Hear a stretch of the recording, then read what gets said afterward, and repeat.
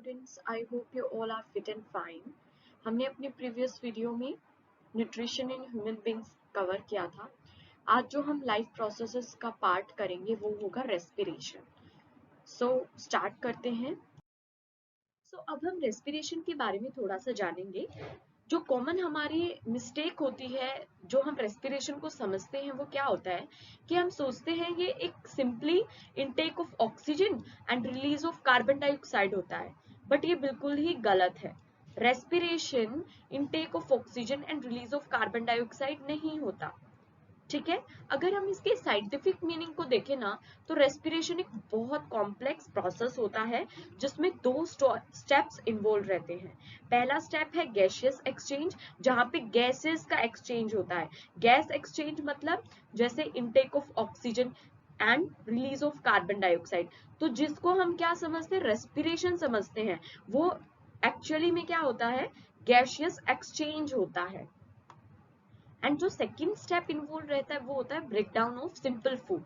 जो भी हमने फूड न्यूट्रिशन में पढ़ा था ना कि हम फूड लेंगे एंड देन उससे न्यूट्रिएंट्स डिराइव करेंगे, एंड वो जो न्यूट्रिएंट्स होंगे वो देन हमारे ब्लड में मिल जाते हैं। और जैसे ही बॉडी में एनर्जी डिमांड होती है, वैसे ही वो न्यूट्रिएंट्स टूटने स्टार्ट हो जाएंगे। एंड जैसे ही वो न्यूट्रिएंट्स टूटेंगे तो उनसे क्या होगी, एनर्जी लिबरेट आउट होगी। अब वो जो एनर्जी लिबरेट आउट हुई है वो कोई भी हम वर्क करते हैं उसमें हम यूज कर लेते हैं। ठीक है, सो जो रेस्पिरेशन है ये एक प्रोसेस होता है जहां पे बॉडी ब्रेक डाउन करती है ग्लूकोज का, जो हमें फूड डाइजेशन के बाद में जो हमारा फूड या न्यूट्रिएंट्स जो हमारे बने थे, ठीक है, with the help of oxygen. Oxygen की मदद से उस ग्लूकोज को ब्रेक डाउन करेगी एंड उससे क्या होगा, फिर हमें एनर्जी मिलेगी। ठीक है, ये एक पार्ट होता है मेटाबॉलिज्म प्रोसेस का, जहां पे एनर्जी मॉलिक्यूल रिलीज होंगे और कार्बन डाइऑक्साइड वाटर प्रोड्यूस्ड होगा। ठीक है, कॉमनली जो पीपल होते हैं वो सोचते हैं जो ब्रीथिंग है और जो रेस्पिरेशन है वो दोनों सेम है, बट एक्चुअली में ये डिफरेंट होते हैं। हम देखेंगे अपनी फर्दर स्लाइड्स में कि कैसे ये दोनों डिफर करते हैं। हमने अपनी प्रीवियस स्लाइड में रेस्पिरेशन के बारे में काफी कुछ जाना है। अब हम रेस्पिरेशन की एक प्रॉपर डेफिनेशन देखेंगे। रेस्पिरेशन एक प्रोसेस है जो लिविंग ऑर्गेनिजम्स में होता है, जिसमें इन्वॉल्व रहता है प्रोडक्शन ऑफ एनर्जी, जहां से एनर्जी प्रोड्यूस होती है। इसमें क्या होता है, ऑक्सीडेशन होता है कॉम्प्लेक्स ऑर्गेनिक सब्सटेंसेस का with the intake of oxygen. Oxygen का यहाँ पे इनटेक किया जाता है एंड जो कार्बन डाइऑक्साइड होती है उसको रिलीज किया जाता है। एंड किसका ऑक्सीडेशन होता है, कॉम्प्लेक्स जो ऑर्गेनिक सब्सटेंसेस होते हैं उनका ऑक्सीडेशन होता है, और उनके ऑक्सीडेशन से जो भी एनर्जी रिलीज होगी, ठीक है, उसको यूज किया जाएगा। सो यहाँ पे एनर्जी क्या होती है, प्रोड्यूस होती है। एनर्जी जो प्रोड्यूस होगी वो एटीपी की फॉर्म में होगी। ठीक है, एटीपी। एटीपी की जो फुल फॉर्म होती है वो होती है adenosine triphosphate. Adenosine triphosphate is the energy currency of the body.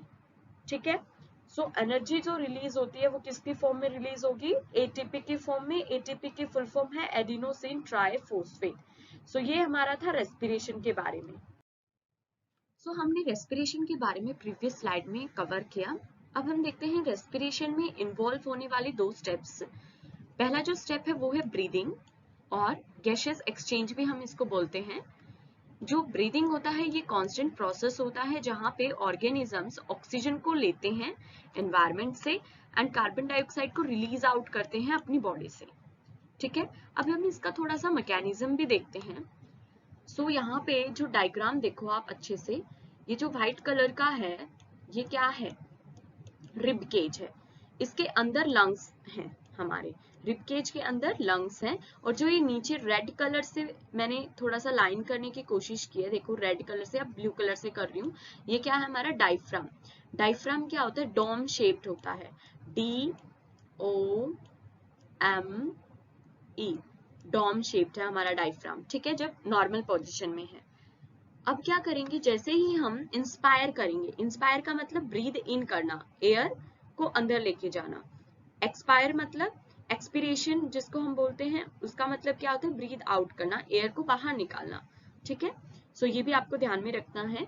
जैसे ही हम इंस्पायर करेंगे देन जो हमारी ये रिब केज है ये क्या करेंगी, बाहर की तरफ पुल होना स्टार्ट हो जाएंगी, ठीक है ना। जैसे ये रिब केज स्टार्टिंग में यहाँ पे थी, ब्लू कलर से देखो, साइड व्यू आपको दिखा रही हूँ, ये हमारी ब्लू कलर से मैंने बनाई रिब केज एंड ये हमारा था लंग्स, ठीक है, लंग्स थे। यहाँ पे जो स्पेस था वो बहुत ही कम था पहले। जैसे जैसे क्या हुआ, एयर अंदर जाने लगी तो ये जो रिब केज हुई ना ये क्या होने लगी, थोड़ी सी पुल होना स्टार्ट हो गई, बाहर आना स्टार्ट हो गई।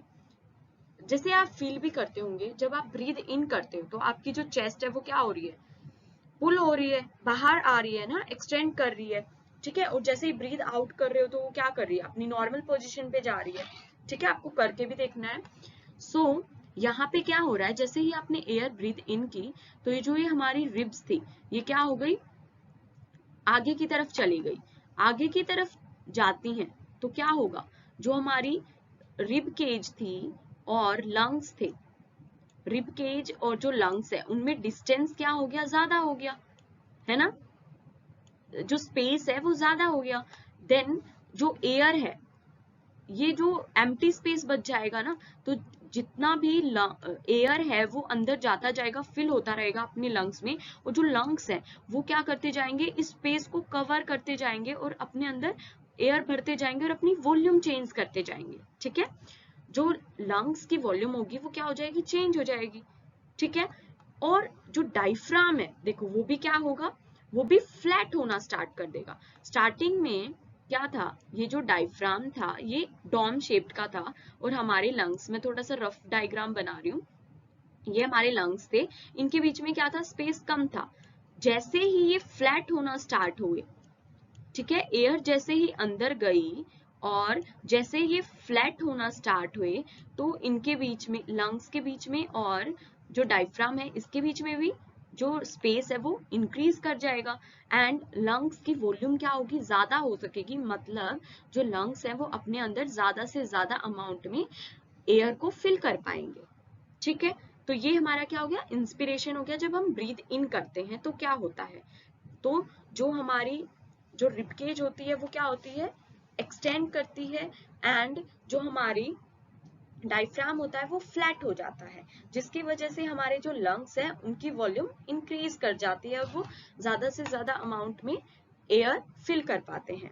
अब जब भी हम एक्सपायर करते हैं, मतलब ब्रीथ आउट करते हैं, कार्बन डाइऑक्साइड को रिलीज आउट करते हैं, तब क्या होता है, तब जो रिबकेज होते हैं वो अपनी जो प्रीवियस जो फॉर्म थी उसी में आने की ट्राई करते हैं और इसलिए वो क्या करते हैं, उसके ऊपर प्रेशर अप्लाई करेंगे। ऐसे ही जो डायफ्राम होगा वो भी लंग्स के ऊपर प्रेशर अप्लाई करेगा एंड इस प्रेशर से क्या होगा, जो एयर होगी लंग्स के अंदर वो क्या हो जाएगी, बाहर निकलना स्टार्ट कर देगी, ठीक है। तो ये हमारा कॉमन मैकेनिज्म होता है ब्रीदिंग का।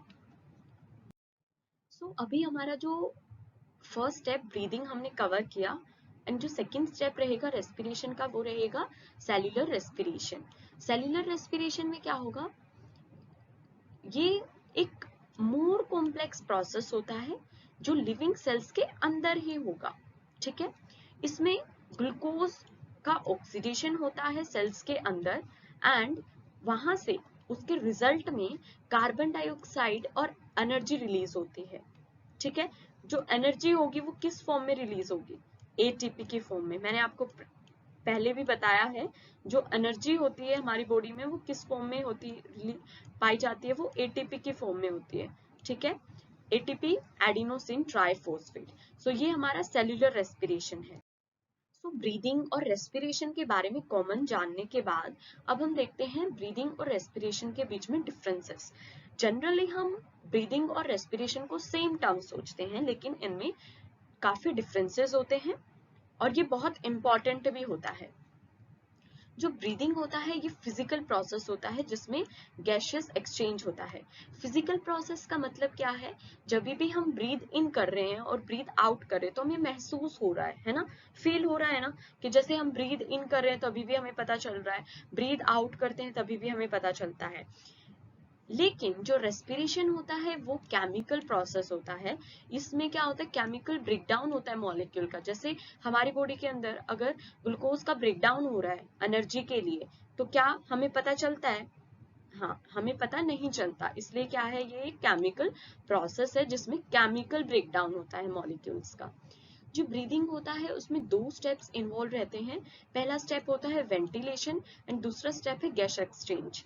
वेंटिलेशन में क्या होता है, मूवमेंट ऑफ एयर। ध्यान दो यहाँ पे, जो एयर है ना उसकी मूवमेंट हो रही है लंग्स के अंदर और लंग्स के बाहर, ठीक है। लेकिन जो गैस एक्सचेंज होता है उसमें क्या होता है, एब्जॉर्प्शन ऑफ ऑक्सीजन।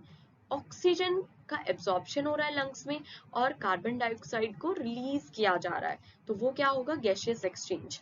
मतलब जहां पे ऑक्सीजन को तो ऑक्सीजन का एब्जॉर्प्शन हो एंड कार्बन डाइऑक्साइड को रिलीज आउट किया जाए, तो उसको हम बोलेंगे गैसियस एक्सचेंज।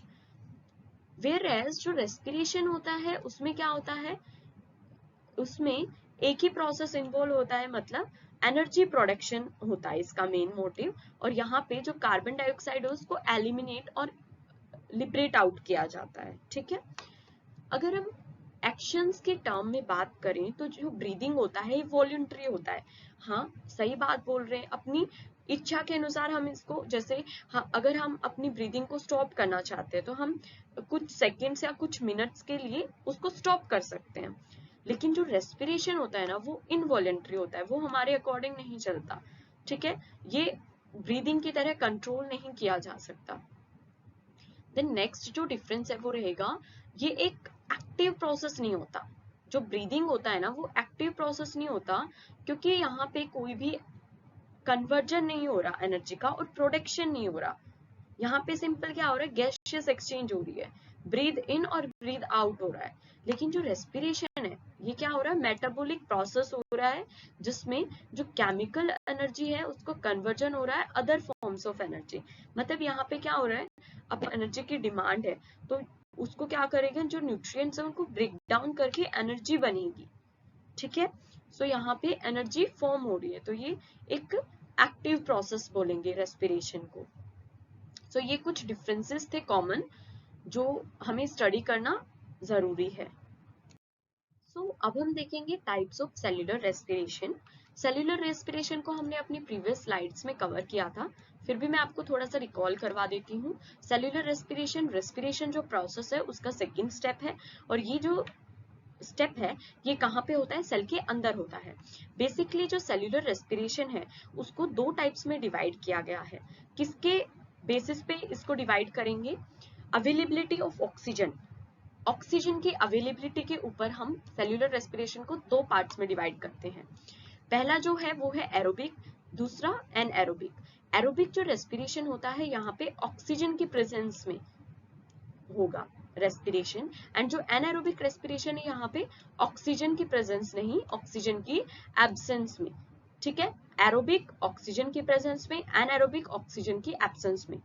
थोड़ा सा हम इनको आगे वाली स्लाइड्स में डिटेल में कवर कर रहे हैं। पहले हम पढ़ेंगे एरोबिक रेस्पिरेशन के बारे में। ये एक प्रोसेस है सेल्यूलर रेस्पिरेशन का, जिसमें ऑक्सीजन का यूज किया जाता है in order to break down, मतलब तोड़ने में रेस्पिरेटरी सबस्ट्रेट को, या जितने भी न्यूट्रिएंट्स होते हैं वो क्या करेंगे, ऑक्सीजन के प्रेजेंस में उनको तोड़ा जाता है, ठीक है। और फिर वो क्या करेंगे, एनर्जी रिलीज करते हैं, ठीक है। ये क्या होता है, एरोबिक रेस्पिरेशन, जिसमें ऑक्सीजन का यूज किया जाता है रेस्पिरेटरी सबस्ट्रेट्स को तोड़ने में, एंड देन फिर एनर्जी रिलीज होती है। यहाँ पे 38 मॉलिक्यूल्स ऑफ एटीपी रिलीज होती हैं एवरी ग्लूकोज मॉलिक्यूल। हर एक ग्लूकोज मॉलिक्यूल को जब तोड़ते हैं ना तो वहां से 38 मॉलिक्यूल्स ऑफ एटीपी रिलीज होती हैं। ये जो एरोबिक रेस्पिरेशन होता है ये सेल के अंदर साइटोप्लाज्म और माइटोकॉन्ड्रिया में होता है। एरोबिक रेस्पिरेशन में कंप्लीट ब्रेकडाउन होता है ग्लूकोज मॉलिक्यूल का, और फाइनली हमें क्या मिलता है, carbon dioxide and water, end of course 38 molecules of ATP. हम देखेंगे इस प्रोसेस को। पहले हमारे पास क्या था, ग्लूकोज था, देन ग्लूकोज किस में कन्वर्ट होता है, पायरुविक एसिड। अब ये भी चीज ध्यान में रखना है, ये जो ग्लूकोज है ना, ये 6 कार्बन मॉलिक्यूल है। अब इसको तोड़ेंगे, इसका ब्रेक डाउन किया जाएगा एंड वो ब्रेक डाउन होके किस में कन्वर्ट हो जाएगा, पायरुविक एसिड। पायरुविक एसिड क्या है, 3 कार्बन कंपाउंड है, तो 6 से 3 में हुआ ना, 6 कार्बन से किस में कन्वर्ट हुआ, 3 कार्बन ने, मतलब यहाँ यानी कि यहाँ पे ब्रेक डाउन हो रहा है। इस प्रोसेस को हम बोलेंगे ग्लाइकोलिसिस। ग्लाइकोलिसिस मतलब देखो, ग्लाइको मतलब ग्लूकोज एंड लाइसिस मतलब ब्रेक डाउन, मतलब यहाँ पे ग्लूकोज का ब्रेक डाउन हो रहा है। ये जो प्रोसेस होगा, मतलब ग्लूकोज का पायरुविक एसिड में कन्वर्ट होना या टूटना कहाँ पे होगा, साइटोप्लाज्म में होगा। देन फिर पायरुविक एसिड से बाद में क्या बनेगा, कार्बन डाइऑक्साइड, वाटर और 38 एटीपी मॉलिक्यूल। इस जो प्रोसेस है इसको हम बोलेंगे क्रेब्स साइकिल। और ये जो पूरा प्रोसेस होगा, पायरुविक एसिड टूटेगा कार्बन डाइऑक्साइड, वाटर और 38 मॉलिक्यूल एटीपी मॉलिक्यूल में, वो माइटोकॉन्ड्रिया में होगा। और यहाँ पे ऑक्सीजन की प्रेजेंस होना बहुत जरूरी है, ठीक है।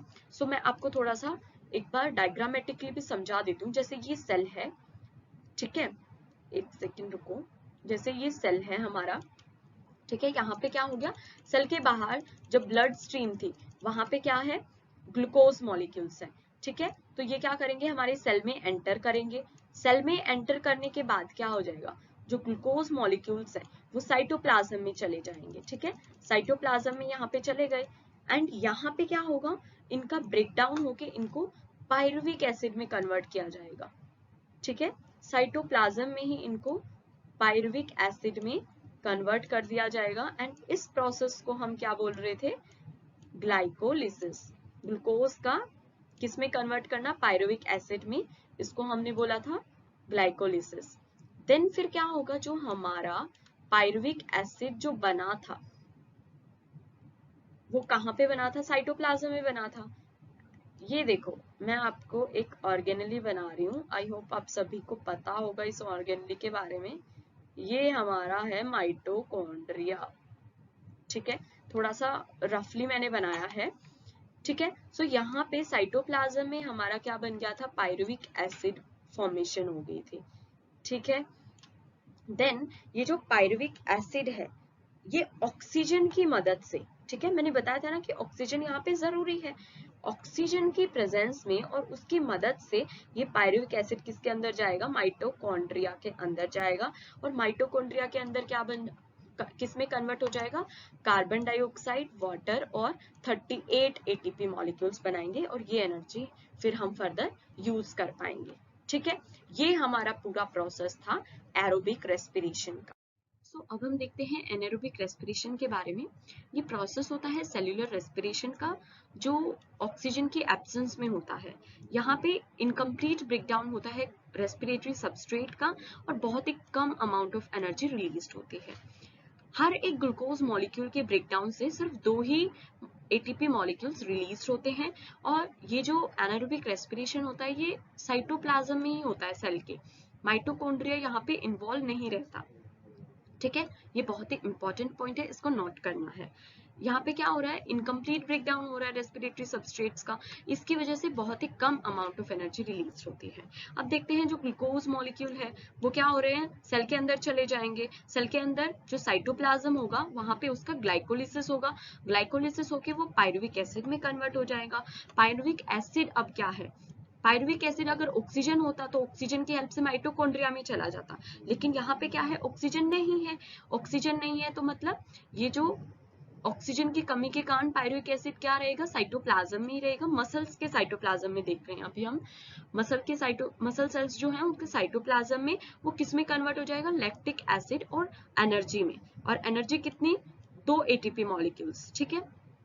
तो यहाँ पे क्या हो रहा है, लैक्टिक एसिड बन रहा है। लैक्टिक एसिड देखो अब कैसे अफेक्ट करेगा अपनी बॉडी को। जैसे हमें आदत नहीं है ज्यादा लंबी रेस करने की और एक दिन हमने क्या किया, लंबी रेस कर ली है ना, तो हमारी बॉडी में क्या होता है, कुछ टाइम के बाद ऑक्सीजन जो लेवल है वो कम होना स्टार्ट कर देता है, ठीक है। और उसकी कमी के कारण या फिर ऑक्सीजन की डेफिशिएंसी के कारण क्या होता है, जो पायरुविक एसिड होगा ना वो लैक्टिक एसिड में कन्वर्ट हो जाएगा। अब जो लैक्टिक एसिड के जो क्रिस्टल्स होते हैं वो डिपॉजिट होना स्टार्ट कर देते हैं हमारी मसल्स में, और जो मसल्स में उनके जमने से जो ब्लड सर्कुलेशन होता है ना उसमें कमी आ जाती है, जिसकी वजह से क्या होता है, हमें मसल्स में बहुत ज्यादा पेन होता है। उस टाइम तो हमने रेस को कंप्लीट करने के लिए कर दिया, लेकिन बाद में थोड़ी देर के बाद में हम देखेंगे कि जो हमारी बॉडी है उसमें मसल्स में बहुत ज्यादा पेन हो रहा है। वो पेन किसकी वजह से होता है, लैक्टिक एसिड के जो क्रिस्टल्स होते हैं उनकी डिपोजिशन के कारण। ठीक है, सो हमने एनारोबिक रेस्पिरेशन के बारे में भी पढ़ लिया है। सो हमारा जो सेल्यूलर रेस्पिरेशन है वो कंप्लीट हो चुका है। अब हम थोड़ा सा माइंड मैप इसका देखेंगे ताकि चीजों को रिकॉल करने में आसानी हो। तो पहले ग्लूकोज मॉलिक्यूल था जो कि 6 कार्बन मॉलिक्यूल है, उसका ग्लाइकोलिसिस होगा, मतलब ब्रेकडाउन होगा साइटोप्लाज्म के अंदर, और वो पायरुविक एसिड जो कि 3 कार्बन मॉलिक्यूल है उसमें कन्वर्ट हो जाएगा। देन हम 2 स्टेप्स देखेंगे। पहला क्या है, अगर ऑक्सीजन की प्रेजेंस है तो जो पायरुविक एसिड है वो किसमें कन्वर्ट होगा, वो कार्बन डाइऑक्साइड, वाटर और 38 एटीपी मॉलिक्यूल्स में कन्वर्ट होगा। ठीक है, जिसको हमने एरोबिक रेस्पिरेशन का पार्ट पढ़ा था। अगर एब्सेंस ऑफ ऑक्सीजन में अगर हमें पायरुविक एसिड कन्वर्ट हो रहा है, देन वो लैक्टिक एसिड और एनर्जी जो कि 2 एटीपी मॉलिक्यूल्स रिलीज होंगे। देन ईस्ट सेल में भी क्या होता है, ऑक्सीजन के एब्सेंस में ही पायरुविक एसिड कन्वर्ट होता है, लेकिन यहाँ पे जो कन्वर्जन होगा वो किस में होगा, इथेनॉल एंड कार्बन डाइऑक्साइड में होगा। अब आई होप सभी ने इडली खाई होगी। ठीक है, सो जो इडली का जो बैटर होता है, मतलब उसका जो पहले राइस होता है उसको बैटर तैयार किया जाता है, उसका पेस्ट तैयार किया जाता है, तो वो क्या होता है, कुछ टाइम के लिए उसको स्टे करके रखना होता है उसको, मतलब ऐसे कुछ टाइम पहले जैसे हम बनाने वाले हैं ना, तो उससे कुछ टाइम तक उसको रखना होता है उस बैटर को, उस पेस्ट को। तो हमारी जो मम्मी होती है वो क्या करती हैं, पहले हम उसका पेस्ट बना लेते हैं राइस वगैरह का, और उसमें जो भी इंग्रेडिएंट्स डालने होते हैं वो डाल देते हैं। ठीक है, देन उसमें क्या होगा, स्टार्टिंग में हम देखते हैं तो उसमें ना तो कोई स्मेल आती है, ना कुछ भी उसमें नहीं होता, ना वो फ्लफी होता है। लेकिन कुछ टाइम के बाद, एंड उसके ऊपर अगर प्लेट ढक के रख दी, यानी कि वहां पे क्या है, ऑक्सीजन की एब्सेंस है, लेकिन कुछ टाइम के बाद हम, या नेक्स्ट मॉर्निंग, या फिर हम कुछ घंटों के बाद उसको देखते हैं, तो क्या होता है, वो पेस्ट बिल्कुल फ्लफी हो चुका होता है, और उसमें small small pores like structures हमें दिखाई देते हैं, और वो क्या हो गया, उसमें बहुत स्मेल आनी स्टार्ट हो जाती है। तो जो स्मेल आती है ना, वो इथेनॉल की वजह से आती है। ठीक है, इथेनॉल क्या करता है, स्मेल कॉज करता है। कार्बन डाइऑक्साइड लिबरेट होती है तो वो थोड़े थोड़े से ऐसे स्पेस क्रिएट कर देता है उस बैटर के अंदर। ठीक है, और एटीपी होता है, उसको डिवाइड करने के लिए हेल्प करता है। ठीक है, सो यहाँ पे क्या हो रहा है, फर्मेंटेशन हो रहा है। फर्मेंटेशन सबको पता है ना, कि जो एनारोबिक रेस्पिरेशन होता है, मतलब जो भी ऑक्सीजन की एब्सेंस में जो रेस्पिरेशन होगा वो कैरी आउट किया जाता है बाय सम माइक्रो ऑर्गेनिजम्स, जिसको हम क्या बोलते हैं, फर्मेंटेशन बोलते हैं। जो फर्मेंटेशन होता है ये कैरी आउट होता है बाय कॉम्प्लेक्स एंजाइम जाइमेज। यहाँ पे जो एंजाइम यूज हो रहा है वो कौन सा हो रहा है, जाइमेज। ठीक है, सो ये हमारा था सेल्यूलर रेस्पिरेशन का पूरा mind map. Thank you all for watching this video. I hope आपको सब चीजें अच्छे से समझ में आई हूँ। Thank you very much.